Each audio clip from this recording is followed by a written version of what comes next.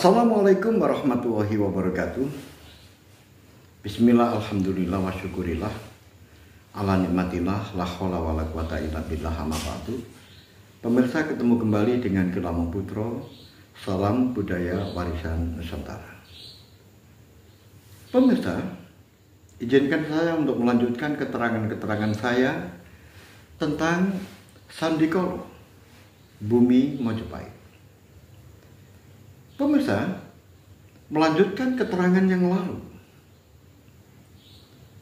Kahuripan dan Pakuhan yang akan melakukan serbuan ke Tuban.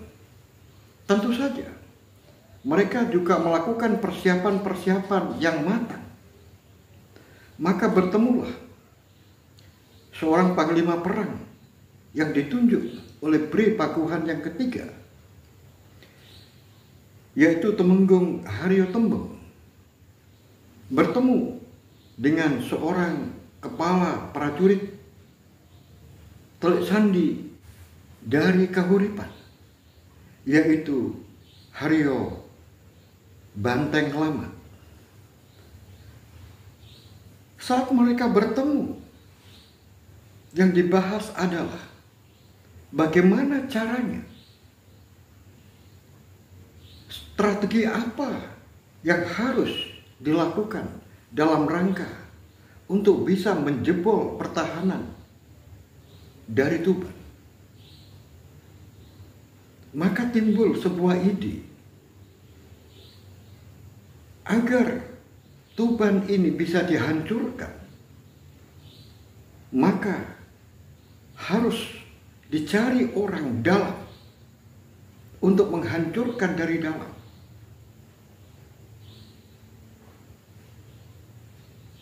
Tentu saja ide ini sangat bagus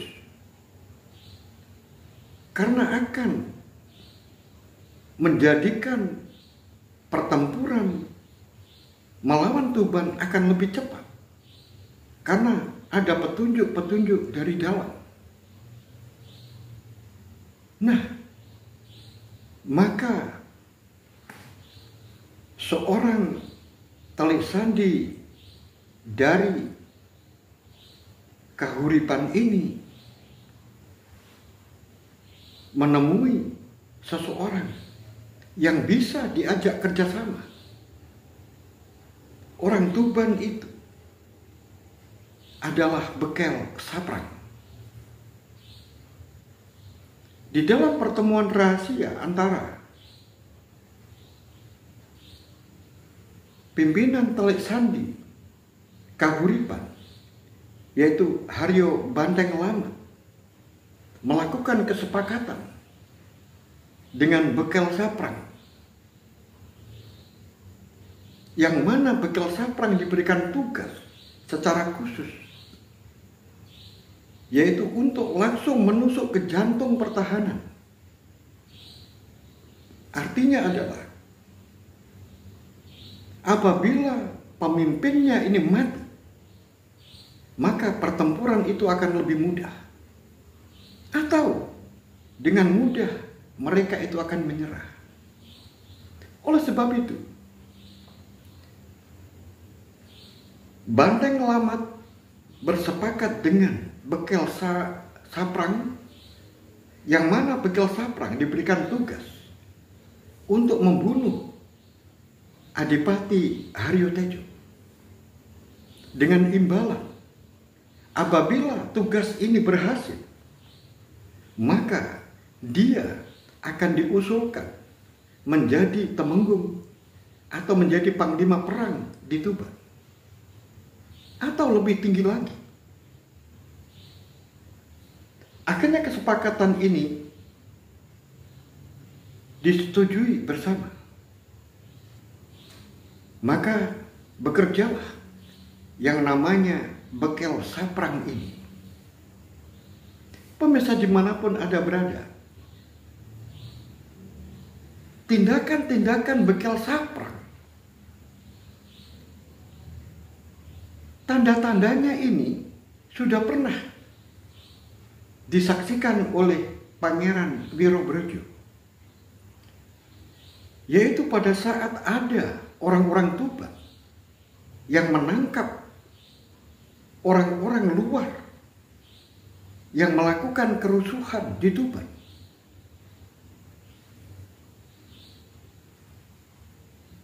Perusuh-perusuh itu yang dianggap sebagai penyusup dibawa rame-rame ke alun-alun. Saat orang-orang yang ditangkap ini mau berbicara,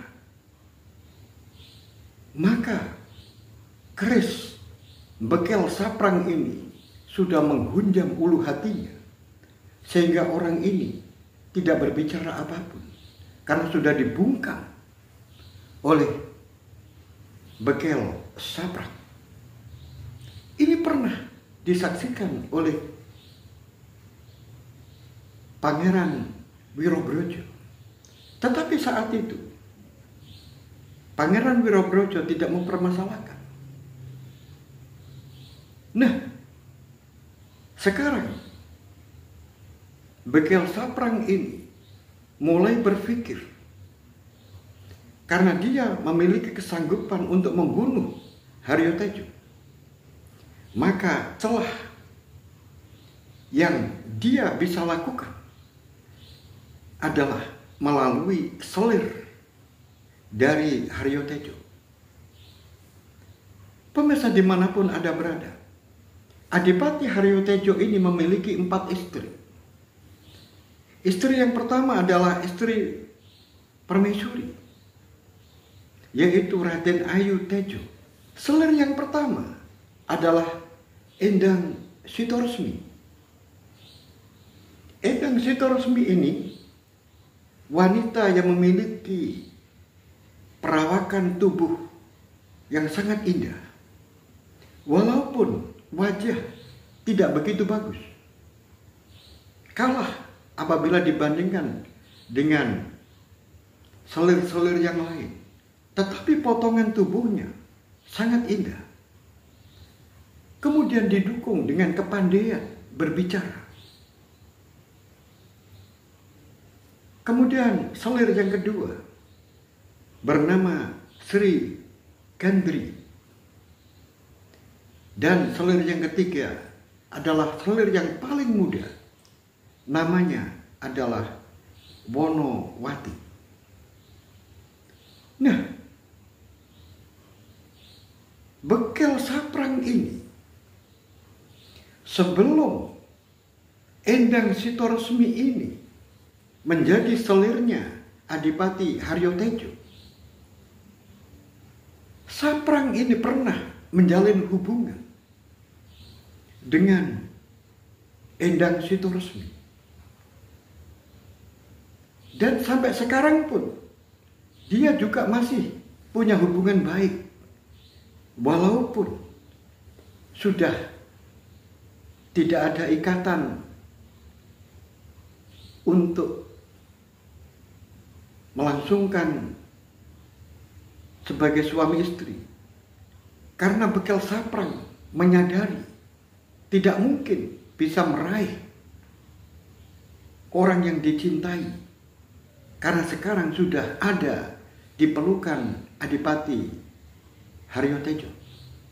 Tetapi setelah adanya kesepakatan dengan Kahuripan, maka hal ini yang akan dijadikan jalan untuk menuju bagaimana caranya bisa membunuh Adipati Haryo Tejo. Oleh sebab itu dicarilah kesempatan untuk bisa bertemu dengan selir yang namanya Endang Sitoresmi. Maka setelah saprang ini bertemu dengan selir yang namanya Endang Sitoresmi, ternyata peristiwa lama ini menjadi bangkit kembali. Dan itu tidak dinyana oleh saprang bahwa Endang Sitoresmi juga mencintai dirinya. dan juga masih mencintai dirinya. Nah, oleh Sapran, seorang bekel yang licik ini, digunakan kesempatan. Akhirnya terjadilah kesepakatan. Pada suatu saat nanti, kalau ada sebuah kode tentang pusaka elok, maka itu tandanya dia akan datang mengunjungi puri di mana Endang Sitoresmi itu berada. Apabila ada pesan Pusoko elok rolas, berarti dia nanti akan datang jam 12 malam. Kalau ada sebuah ucapan telik sandi yang mengatakan Pusoko Lok Songo, berarti jam 9 malam dia akan datang. Sehingga kesepakatan ini hanya mereka berdua yang tahu. Oleh sebab itu, pemirsa dimanapun Anda berada, sekarang suasana di Tuban sudah semakin memanas. Prajurit-prajurit siang dan malam bekerja keras untuk mempersiapkan berbagai bekal persenjataan dan juga mengatur tempat-tempat yang strategis dan mengatur penjagaan-penjagaan di mana adanya aset-aset jalan yang bisa dilewati oleh musuh. Termasuk orang-orang penting di Tuban juga bekerja keras. Adipati Haryo Tejo yang terus berusaha untuk mengirimkan utusan-utusan menuju ke Simongan, menuju ke Pagota, sampai Palembang dan Sambas.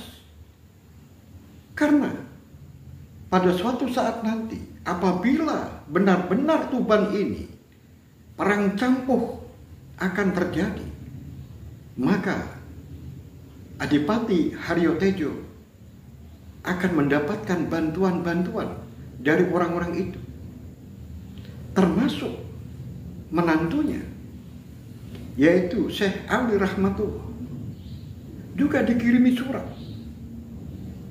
yang mana Ali Rahmatullah yang berada di ujung Galuh diperintahkan melalui surat untuk menemui pamannya yang ada di Keling, yaitu Bri Kertabumi.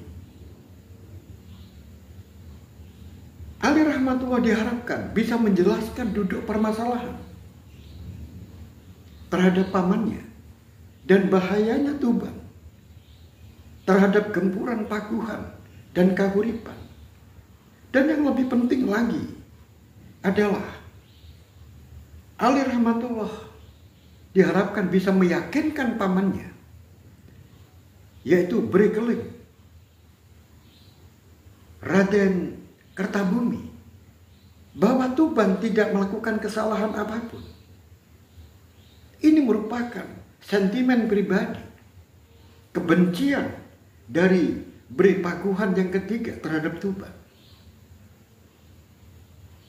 Jadi semua usaha oleh Adipati Haryo Tejo ini diupayakan untuk bisa mempertahankan wilayah Tuban jangan sampai jatuh ke tangan orang yang membenci Tuban, yaitu Pakuhan dan Kahuripan. Nah, kesibukan-kesibukan siang dan malam ini termasuk kesibukan para prajurit untuk menjaga jantung dari Tuban, yaitu Kadipaten. Di Kadipaten ini, para selir ini ada di Puri Magersari, yaitu Kaputren. Kaputren di Tuban ini yang disebut dengan Magersari, ini adalah tempatnya para selir. Maka di sana Endang Sitoresmi ada di tempat itu. Gandri ada di tempat itu. Wonowati juga ada di tempat itu.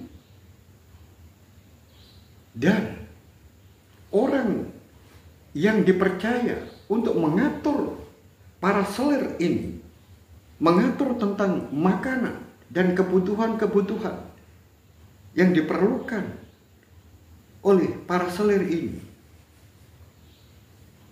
juga diserahkan kepada Demung. Demung ini adalah seorang pejabat yang ada di Kadipaten untuk mengatur urusan rumah tangga dari Adipati, termasuk mengatur tentang hal-hal yang terkait dengan para selir. Demung pada saat itu dipegang oleh seorang wanita, yaitu Demung Nyai Lambit. Oleh sebab itu, Demung Nyai Lambit ini di samping memenuhi kebutuhan-kebutuhan yang diperlukan oleh para istri selir dari sang Adipati, juga melakukan pengawasan secara ketat. Jangan sampai para selir ini bisa keluar seenaknya. Pemirsa dimanapun Anda berada. Tetapi Bekel Saprang tahu semua kalau orang-orang yang ada di dalam Kaputren itu, para selir itu, tidak bisa keluar dengan seenaknya. Oleh sebab itu, Bekel Saprang mencari kelemahan, yaitu untuk bisa memesan sesuatu kepada Endang Sitoresmi. Maka Bekel Saprang telah menyanggung, karena setiap hari ada pembantu dari Nyai Lambit yang pergi ke pasar. Oleh sebab itu, pembantu yang pergi ke pasar itu dibuntuti dari belakang, dan akhirnya setelah sampai di pasar, maka pembantu dari Nyai Lambit ini kemudian didekati oleh Bekel Saprang dan kemudian diajak berbicara. Uang 1 kantong diberikan kepada orang itu. Kamu adalah pembantu Nyai Lambit? Benar. Kamu siapa? Kamu tidak usah tahu tentang aku. Tapi yang jelas aku adalah seorang empu yang biasa membuat pusaka. Oleh sebab itu, aku titipkan sebuah kata. Sampaikan nanti kepada seseorang yang namanya Endang Sitoresmi. Loh, Endang Sitoresmi itu adalah istri selir dari Adipati Haryotejo. Benar, karena dia adalah yang memesan. Oleh sebab itu, sampaikan kepada beliau bahwa pusoko Eluk Rolas sudah jadi sebagai hadiah untuk pemberian kabar itu. Maka terimalah uang 1 kantong ini. Oleh sebab itu, aku ingin memastikan kepada kamu apa pesanku terhadap Endang Sitoresmi. Pusoko Eluk Rolas wis sida dadi. Benar. Seperti itu. Jangan sampai lupa. Jangan sampai salah. Baiklah, nanti akan saya sampaikan. Terima kasih. Pemirsa dimanapun Anda berada, orang yang disebut pembantunya, Nyai Lambit ini tidak tahu. Dia mengira memang benar-benar yang namanya Endang Sitoresmi ini sedang memesankan sebuah pusaka yang eluk 12. Nah, kalau melihat dari pesanan itu saja sudah aneh. Masa ada pusaka dengan eluk genap? Pusaka semuanya adalah eluk ganjil. Nah, ini ada eluk 12. Tetapi karena itu hanya merupakan sandi, oleh sebab itu pembantu ini tidak terlalu memusingkan hal itu. Karena dia juga sudah mendapatkan imbalan, yaitu uang 1 kantong. Akhirnya pembantu ini setelah selesai berbelanja, maka belum sampai dia menyerahkan belanja itu kepada Nyai Lambit, maka dia sudah lebih dahulu yang dituju adalah Endang Sitoresmi. Kemudian disampaikan, "Wahai Nyai, Gusti, aku tadi di pasar ketemu seseorang. Kemudian orang itu berpesan agar pesan ini disampaikan kepada Nyai. Pesan itu mengatakan bahwa keris lo rolas wis sida dadi." Betapa terkejutnya Endang Sitoresmi. Tetapi pesan itu sudah bisa ditangkap dan sudah bisa dimengerti apa maksudnya. Maksudnya adalah nanti jam 12 malam, tengah wengi, mereka akan datang. Saprang akan datang mengunjungi ke biliknya Endang Sitoresmi. Tetapi Endang Sitoresmi, karena orang ini cerdas, maka dia mengatakan, "Siapa orang yang memesan itu? Aku tidak tahu, Nyai." Tapi dia mengatakan dia adalah seorang empu. Seorang empu? Benar. Wah, ini tidak masuk akal. Tapi sudahlah, jangan terlalu dipikirkan. Mungkin orang-orang itu, orang yang pesan itu, orang-orang yang iseng saja. Jangan terlalu dipikirkan, biarkan. Akhirnya pembantu itu berlalu dan kemudian menuju ke Nyai Lambit untuk menyerahkan hasil belanjanya. Pemirsa dimanapun Anda berada, Endang Sitoresmi setelah ditinggal oleh pembantu, dia sendiri berpikir, dia mau datang nanti jam 12 malam. Ada apa? Baiklah, aku tunggu. Apa yang dimaksudkan oleh Bekel Saprang? Nah, pemirsa dimanapun Anda berada, saat itu di pendopo penjagaan begitu ketat, mulai sore sampai pagi. Para prajurit ini terus bersiaga, termasuk di lorong-lorong tempat-tempat, utamanya di daerah-daerah perbatasan. Para prajurit semuanya sudah siap siaga dan mereka gilir gumanti, termasuk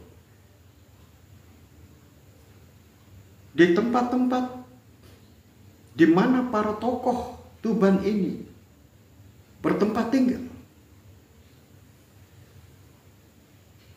Di bangsal-bangsal penuh dengan prajurit yang berjaga. Bahkan Temenggung Wilotekto juga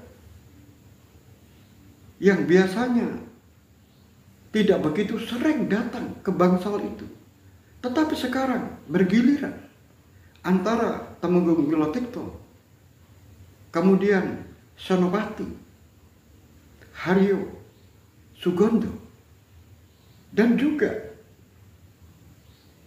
Senopati Wirobrojo, kakak dari Temenggung Wilotikto, juga sering datang dan sering berkumpul ke tempat itu untuk membahas berbagai macam persoalan.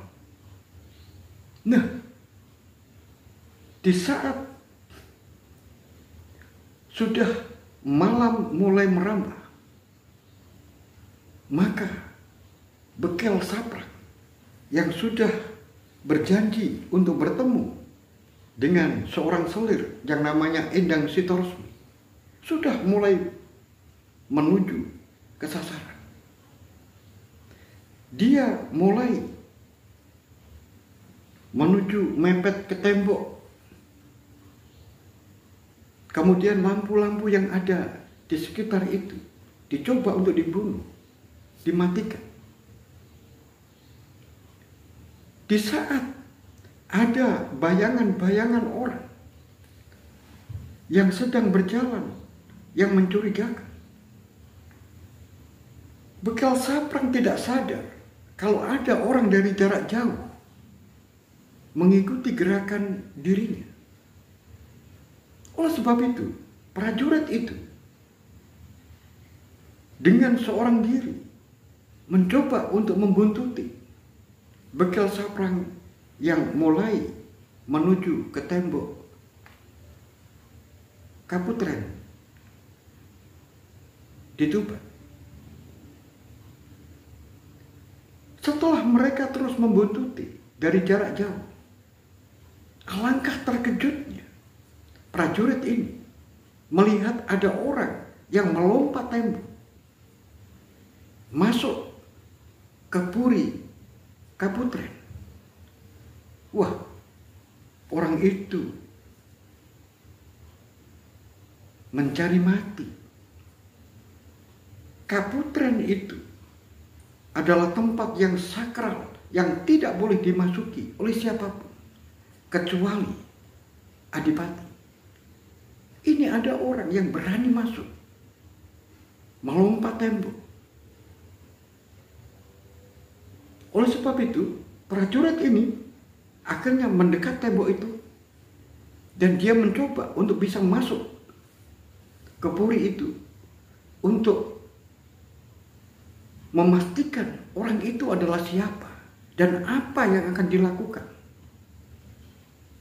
Alangkah terkejutnya setelah dia tahu ternyata dia adalah Bekel Saprak. Dan yang lebih terkejut lagi adalah wanita yang keluar, yang membukakan pintu. Itu adalah Endang Sitoresmi. Dan kemudian dua orang itu masuk ke dalam bilik. Prajurit yang mengamati tadi, yang terus mengintai, ini menjadi was-was. Karena dirinya juga takut kalau nanti dia ketahuan orang. Karena dia sudah melangkah masuk ke dalam puri. Oleh sebab itu, prajurit ini berusaha untuk memastikan apa yang dilakukan oleh dua orang ini. Ternyata benar. Sudah bisa dipastikan bahwa orang ini melakukan perbuatan yang tidak benar. Kedua-duanya. Oleh sebab itu, prajurit ini yang namanya Prono terus menunggu sampai keluarnya Bekel Saprak. Pemirsa, bagaimanakah Bekel Saprak ketika masuk ke dalam bilik Endang Sitoresmi? Apa yang dilakukan? Maka Bekel Saprak mengatakan bahwa tugas yang harus dilakukan oleh Sito Resmi adalah membunuh Haryo Tejo. Manakala Haryo Tejo sambang ke biliknya. Ini yang pertama. Kemudian menyarankan agar tidak terjadi apa yang dilakukan itu bisa ditelisik, ditelusuri, maka sudah disiapkan racun. Dan racun ini bekerja tidak begitu langsung. Apabila racun itu diminum, maka efeknya antara 1 sampai 2 jam baru orang itu merasakan reaksi dari racun itu. Nah, racun itu diserahkan kepada Endang Sito Resmi. Dan Endang Sito Resmi menyetujui karena dengan janji apabila nanti Haryo Tejo sudah berhasil dibunuh, maka Bekel Saprang yang akan duduk sebagai seorang pejabat tinggi di Tuban, dia akan menikahi Endang Sito Resmi. Pemirsa dimanapun Anda berada, hal itu disetujui. Nah, setelah ditunggu lama, ternyata Bekel Saprang keluar dari bilik itu, kemudian melompat pagar. Tetapi Prono yang sejak tadi ada di luar, dengan dada yang dagdikduk, karena dia juga takut kalau ketahuan orang, maka dia harus menyelamatkan dirinya. Yang dia lakukan adalah saat Bekel Saprang ini masuk ke dalam, kemudian dia menunggu beberapa saat dan diyakini dia pasti akan lebih lama ada di dalam kamar itu, maka dia keluar dulu. Dan di tempat sana ada prajurit-prajurit yang berjaga. Akhirnya ada 5 prajurit diajak ke belakang dari pendopo, karena di belakang pendopo itu ada jalan besar. Kemudian dari jalan besar itu ada lorong kecil yang menghubungkan ke tepian pendopo, dan jalan itu bisa menghubungkan ke puri para selir Adipati Haryo Tejo. Nah, prajurit yang sebanyak 5 itu dibawa oleh Prono, kemudian ditempatkan di belakang Kadipaten. Kemudian dikatakan, amati, awasi jalan lorong kecil ini, dan kamu harus sembunyi. Aku mencurigai ada sesuatu nanti yang lewat di sini. Oleh sebab itu, siapapun yang keluar dari jalan ini, kamu jangan ragu-ragu, tangkap dia dan langsung bawa ke Kadipaten. Siapapun dia. Nah, prajurit yang sebanyak 5 ini, termasuk prajurit-prajurit baru, dia menurut seniornya. Akhirnya dia sembunyi, menunggu ada orang yang lewat keluar dari lorong itu. Nah, setelah dia bisa menempatkan prajurit itu, akhirnya dia kembali ke posisi semula. Dan benar, ketika Bekel Saprang ini keluar dari biliknya Endang Sito Resmi, ternyata apa yang dilakukan oleh Bekel Saprang ini keluar melalui lorong itu. Karena lorong itu hanya satu-satunya jalan yang bisa dilewati. Bisa keluar, bisa masuk. Nah, setelah Saprang ini keluar, maka Prono mendekati bilik Endang Sitoresmi. Kemudian dia mengetuk pintu. Setelah pintu dibuka, alangkah terkejutnya Endang Sitoresmi, karena di situ ternyata yang mengetuk bukan Bekel Saprak, tetapi prajurit lain. Aku tahu semua yang kamu lakukan, wahai Selir Adipati Haryotejo, dan aku akan melaporkan kamu. Sekarang aku bertanya, apa yang kamu lakukan di dalam? Endang Sitoresmi sudah gemetar,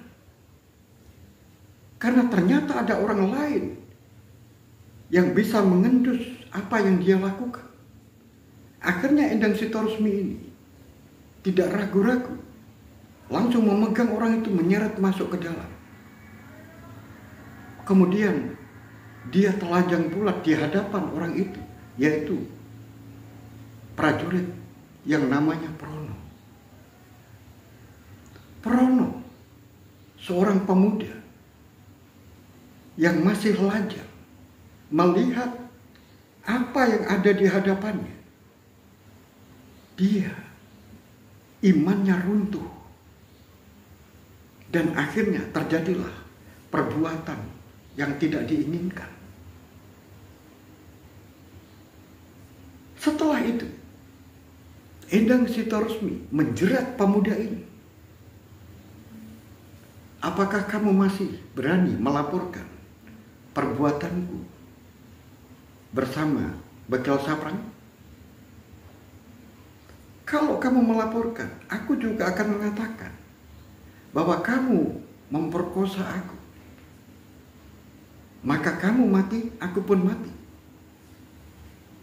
Oleh sebab itu, kalau kamu mau menurut perintahku, maka kamu akan selamat, aku juga selamat. Sekarang ambil gelang sengkelat itu. Gelang sengkelat itu adalah miliknya Bekel Saprak. Pemirsa dimanapun Anda berada, ketika dua orang beda jenis ini di dalam kamar, Prono sudah mendengar ada rame-rame riuh yang ada di pendopo. Pikiran dari Prono bahwa Bekel Saprak sudah dibawa oleh prajurit-prajurit itu menuju ke pendopo. Akhirnya Endang Sitoresmi, kalau kamu tidak mau apa yang aku perintahkan, kamu pasti tidak selamat. Mungkin aku bisa menyelamatkan diri, tetapi Adipati lebih percaya kepada saya daripada kepada kamu. Oleh sebab itu, ambil itu, gelang sengkelat. Kemudian malam ini juga, gelang sengkelat itu cantolkan di kamar Gandri. Pasti nanti Gandri yang akan dituduh, bukan aku. Kalau Gandri yang dituduh, maka tidak akan pernah melibatkan kamu.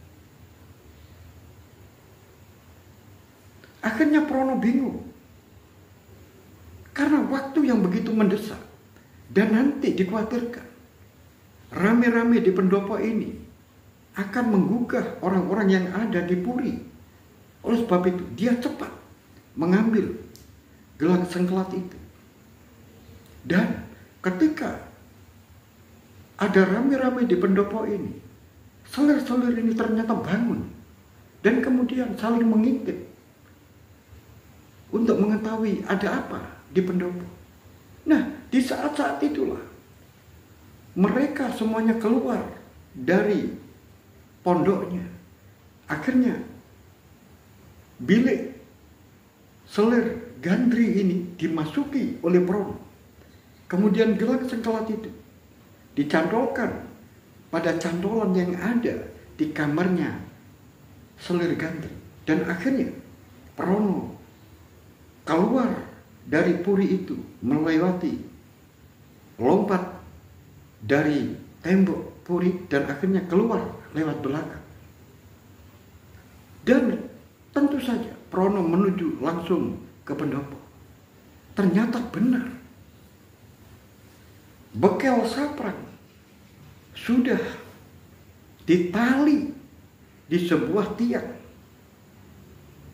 Dan prajurit-prajurit datang.